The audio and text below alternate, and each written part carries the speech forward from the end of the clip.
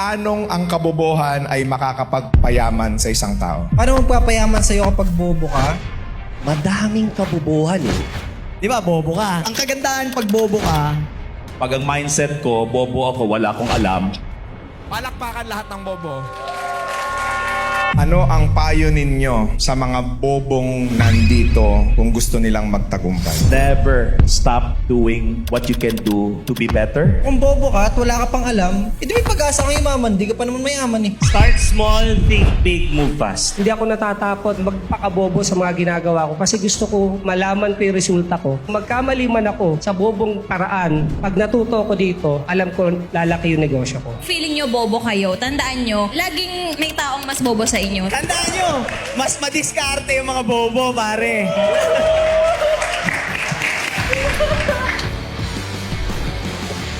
Siyempre, hindi natin tatapusin ang gabi na to ng walang RDR Talks. Ayan.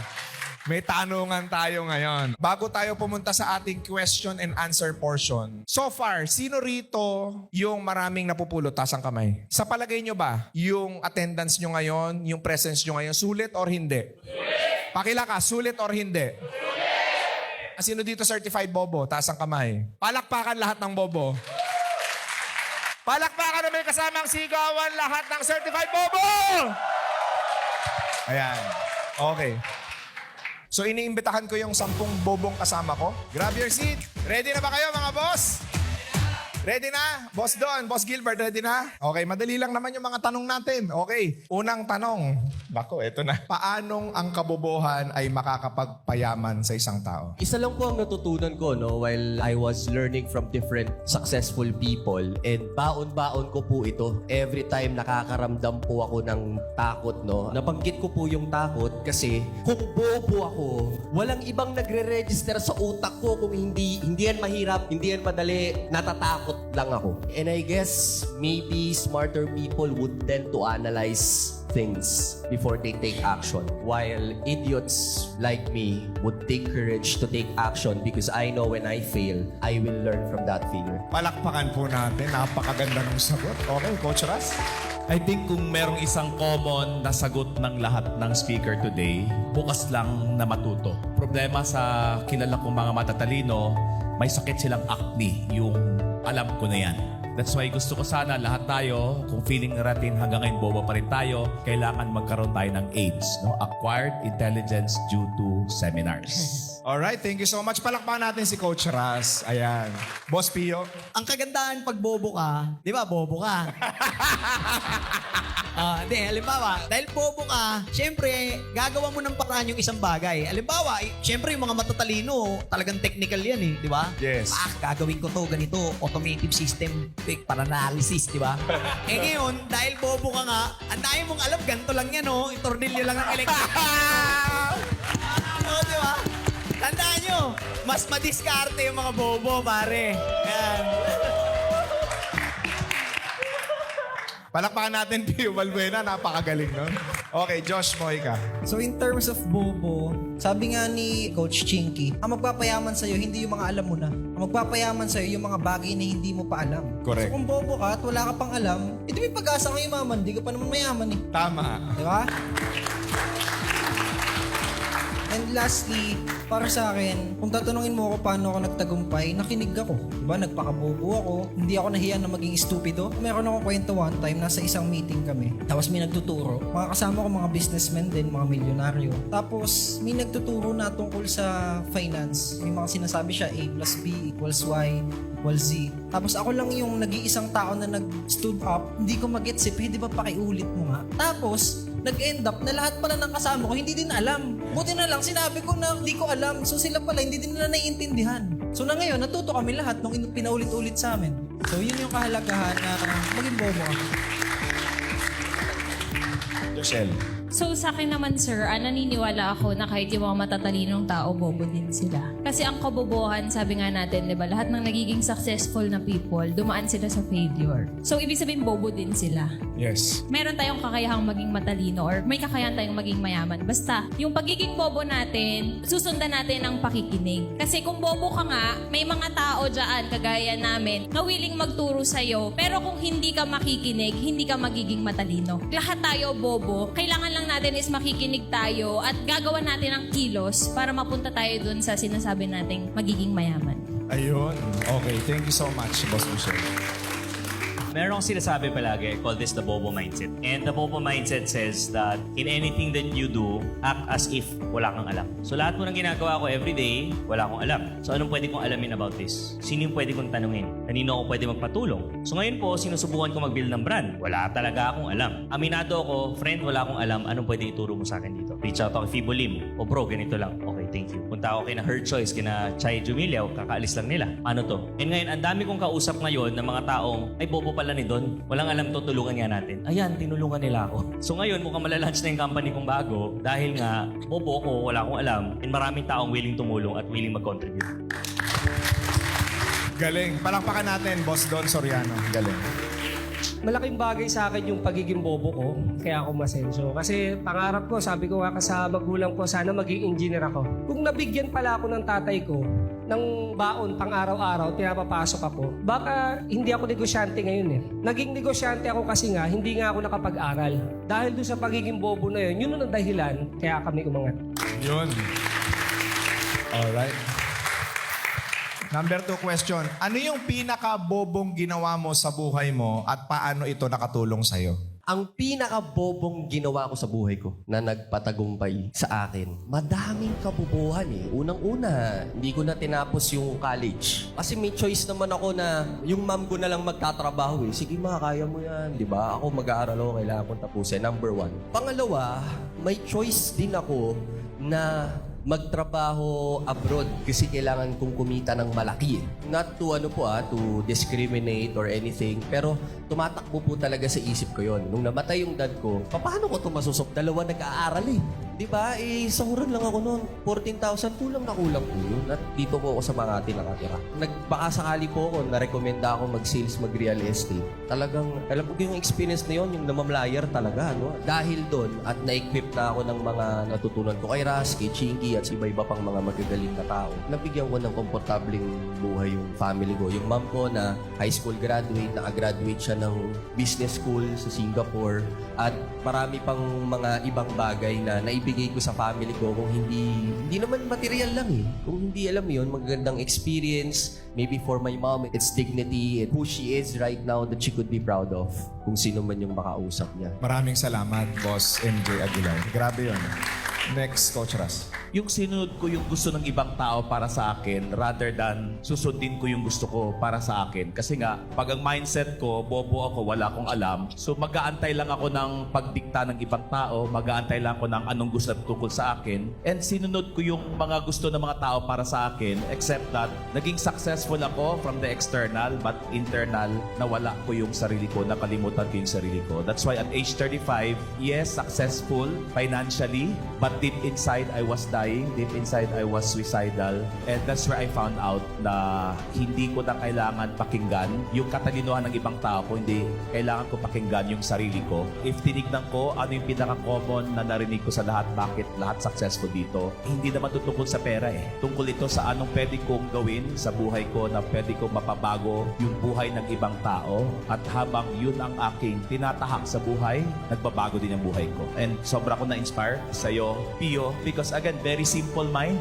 Hindi mo kailangan ng utak para gumaling sa buhay. Kailangan mo lang ng puso at sundin mo yung puso mo. And Galing nun. para sa akin, bobo ako kung patuloy kong sundin yung utak ko kasi this is the poorest problem solver. The best problem solver is I just follow my heart, wanting to make a difference to other people so I can make a difference in my own life. Galing. Coach Ras, thank you so much. Boss Pio. Pinakabobong ginawa ko yung nagtiwala ako kasi yan, marami sa ating ganyan eh.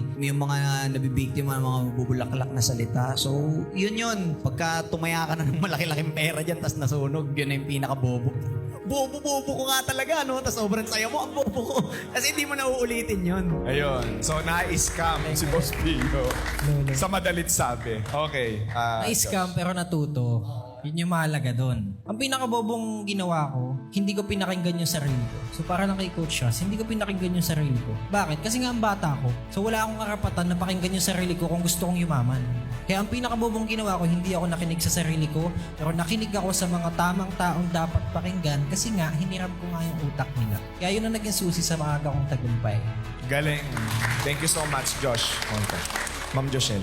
So sa akin naman, feeling ko ang pinakabobong ginawa ko is yun nga, yung mas pinili kong magtrabaho kaysa ipagpatuloy yung pag-aaral ko, no? Kasi naisip ko lang ngayon na siguro kung natapos ko yung pag-aaral ko, mas malawak yung kaalaman na meron ako na pwede kong magamit sa negosyo ko ngayon at sa mga susunod na araw pa. Na hindi ko na siya magawa ngayon dahil nga meron na akong business, wala na akong oras. So yun yung pinakabobong ginawa ko sa buhay ko na gusto kong baguhin sa Thank you so much.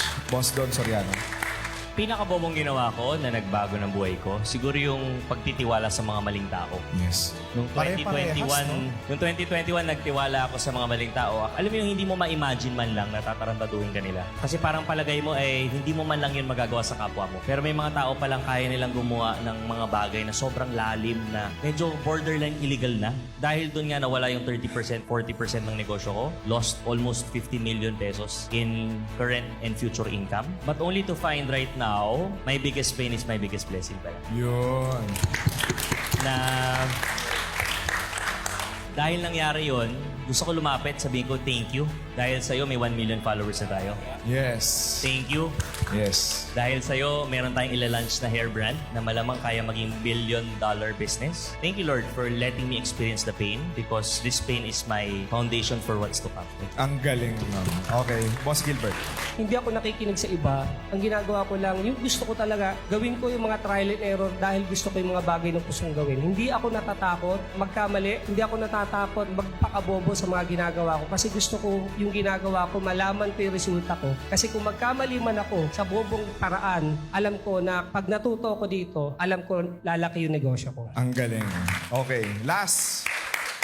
Ano ang payo ninyo sa mga bobong nandito kung gusto nilang magtagumpay? Ang payo ko po sa mga bobong kagaya ko is number 1, kung ano man yung resulta natin sa buhay is just a byproduct of how we evolve every single day. Ang gap lang naman po probably kaya hindi ko nagagawa yung mga nagagawa ng mga mas successful sa akin is again gaya po ng nabanggit ko kanina, baka may takot ako na baka mag-work, mag-fail o baka may takot ako maging successful to, di ko na masustain ano na mangyayari sa akin. Anong sasabihin sa akin ng ibang tao. Pangalawa po, i-acknowledge ko, no, may uncertainties eh. Yes, may pangarap ako, sigurado ako na ito yung gusto kong makamit, pero sigurado ba ako na ito talaga yung ibibigay sa akin? Sigurado ba ako na ito talaga yung para sa akin? Maraming tanong. Most especially, malaki rin yung pagdududa ko sa aking sarili. Hindi lang po ito every biggest moment sa buhay ko, kundi actually araw-araw po ito, moment to moment. Tanging pinangahawakan ko lang po, kagaya po ng sinabi ko kanina, is it's not just about your might or your power,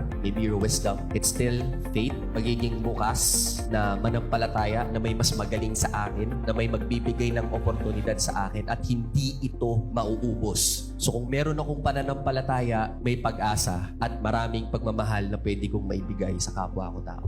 Yes. Very good. Coach Ras. Wala namang pinanganak na taong bobo. Bilang anak na may kapal, bilang anak ng Panginoong Diyos, lahat tayo ginawa sa kanyang image and likeness. So kung feeling mo man bobo ka, judgment lang yan ng ibang tao tungkol sa'yo. Pero hopefully, huwag mong husgan ang sarili mong bobo ka. And therefore, your only job here is to believe who you are as a beautiful creation of God. And therefore, make sure that every day you walk in hope with excitement. Hindi mo man alam ano yung future mo. Most important part here is maniwala ka ka that somebody up there is supporting you, but never stop doing what you can do to be better, but most probably to serve the world, simply because, again, it's all about how we want to serve the world that will create a difference in this world. Yes. Thank you so much. Ang ganda. Boss Pio. Siyempre, kapag bobo ka, magtulak ka ng tambay light tsaka tambay cup. Tatawagan nyo lang yan, ha? Tutulak tayo. Let's go. Thank you, thank you. Thank you so much, boss. Ano pa ba? Edi kangkong chips. Pulutan! Di ba may tambay light? Ano kakainin nyo? Healthy syempre. Healthy din tayo para hindi tayo maaga mamatay. O, pulutan, kangkong chips. De, pero ito seryoso. Para sa lahat ng bobo, isa lang ang gagawin natin. Matuto tayong makinig. Tapos, most importantly, piliin nyo kung sino yung papakinggan nyo. Choose the right mentor, sabi nga ni Coach Don. Mentor na dapat, syempre, nagbabayad ng tax, may negosyo, mayaman din, mas mayaman sa'yo, mas malupit sa'yo. Tapos, tanggapin mo na bobo ka at mas maraming mas matanda at mas magaling sa'yo. And then, learn from everybody even if sometimes it's not what to do. Ang galing. Thank you so much. So, syempre, boss, pag nalasing ka na, tapos may pulutan ka na, busog ka na, para matanggal yung lasing mo, mag-max mango ka. Dapat ganon. Tama. So, sa akin, sir, ang masasabi ko lang, gaya ng sinabi ni Coach Rush, if feeling nyo bobo kayo, tandaan nyo, laging may taong mas bobo sa inyo. So, parang sa situation lang natin yan eh. Kung feeling mo nadadown ka na, pinagsakluban ka na ng langit at lupa, lahat ng problema nasa iyo na, tandaan mo, maraming taong mas matindi yung pinagdadaanan kesa sa'yo. So, wag kang mawawala ng pag-asa na, eto na ako, eto lang yun eh. Maraming pinagdadaanan or mas malaki yung pinagdadaanan sa'yo. Kung feeling lost ka na, sabi ko nga kanina, sarili mo lang din yung mag-aangat sa'yo. Walang taong bobo, lahat tayo matalino. Yes. Okay, Coach Don. So, di ba nalasing ka? Tapos kumain ka ng kangkong chips. Tapos the next morning, hangover, nag-back. Yan. Na-stress ka sa negosyo mo, nakalbo ka. Yan. Tulungan kita. Na-connect eh. Nakikonnect. Na-connect pa yun, no? Sa akin, start small, think big, move fast. Thank you. Boss G. Ang mapapayo ko lang, the next day punta kayo sa Train Fitness, mag-workout kayo. Yan! Siyempre, yung pawis, di ba? Yes, at the same time, gaganahan kayo doon kasi mga puro sexy at mga pogi. Yeah! Ayan. Pero anyway, tinuruan na namin kayo mula umaga hanggang gabi. Pero kung hahayaan nyo pa rin yan na ipapasok nyo lang sa utak ninyo, mag-analysis paralysis lang kayo, aralin nyo bukas, mag-aaral kayo, manunood na naman kayo ng motivational ni Boss RDR, walang mangyayari sa inyo pag hindi nyo talaga kinulusan. Kaya pinaka-importante talaga, kilusan ninyo yan. Mag-start kayo ng maliit, sabi nga ni Coach Don, dream big and move fast. Yun lang naman. Alright. Okay. Thank you so much for all of the speakers.